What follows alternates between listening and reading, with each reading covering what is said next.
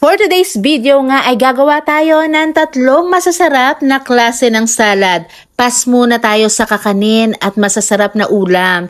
Magbalik alindog muna tayo ngayon. O diba? Kala mo naman talaga ay kayang panindigan ng diet. So para sa ating unang salad recipe, magandang araw po.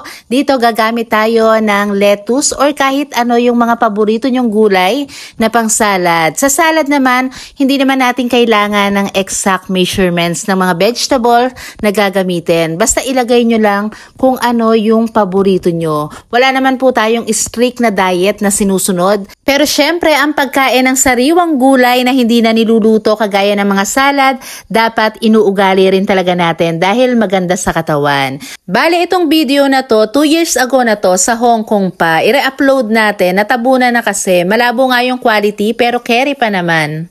Nagpatak ako ng konting lemon pero ito po ay optional lang. Kung hindi nyo kakainin agad yung salad para maiwasan yung discoloration ng avocado, patakan nyo ng konting lemon.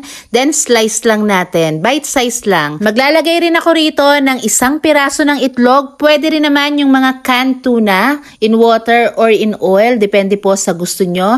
Slice lang natin at dahil tayo nga ay hindi naman nasa strict na diet, kaya gumamit lang po tayo ng mga dressing na paborito natin.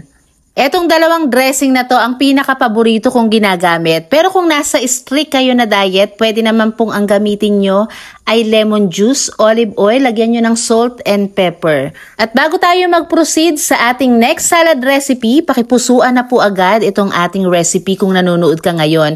Paki-like and follow na rin po ng ating page. Salamat! Kung ayaw mo or wala kang lettuce, pwede ka rin namang gumamit ng repolyo. Ang gagawin natin dito sa ating repolyo, mas maganda kung yung sariwa para mas masarap ang lasa.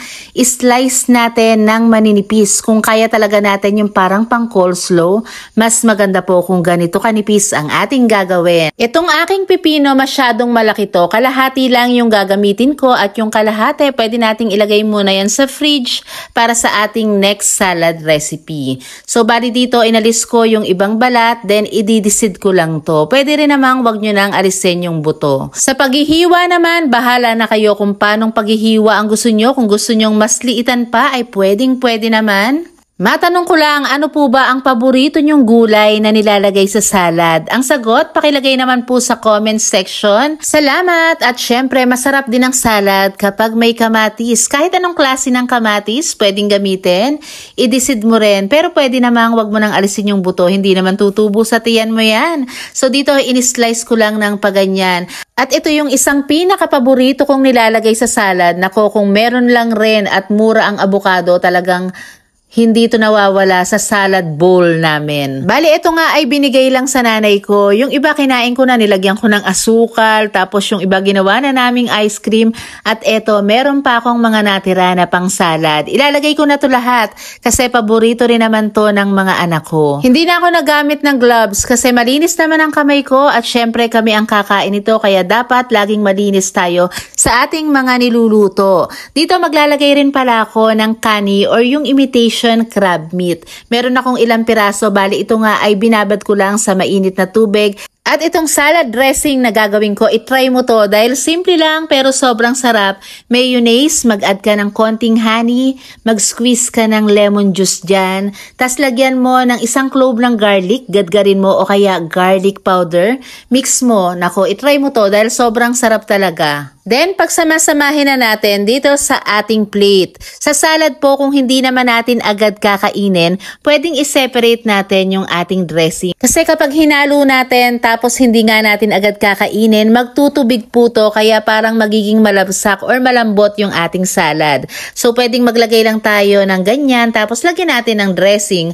At para sa ating huling salad recipe, ito yung pinaka-paborito ko sa lahat, ang grilled chicken salad. Meron ako ritong 4 na maliliit na chicken breast. Sinison ko lang yan ng salt and pepper, konting dried oregano at konting olive oil. Then ito po ay pwede nyong ihawin or ihawin nyo sa kawali, gaya nito. Chicken breast naman ito kaya mabilis lang maluto, alalay lang ang apoy, kutuban nyo na lang. Kung pakiramdam nyo, luto na yung loob, pwede na yan. And then slice natin itong ating mga hinugasan ng gulay. Maglagay ka rin ng sliced onion, masarap din sa salad yan. O kaya green onion, slice na natin ang chicken. Para sa ating light dressing, lemon juice, olive oil na may salt and pepper ang ating gagamitin. Then shake natin yan. At syempre dito kung ayaw natin ng chicken, ay pwede rin naman tayong maglagay ng canned tuna. Maraming salamat sa panonood. Bye!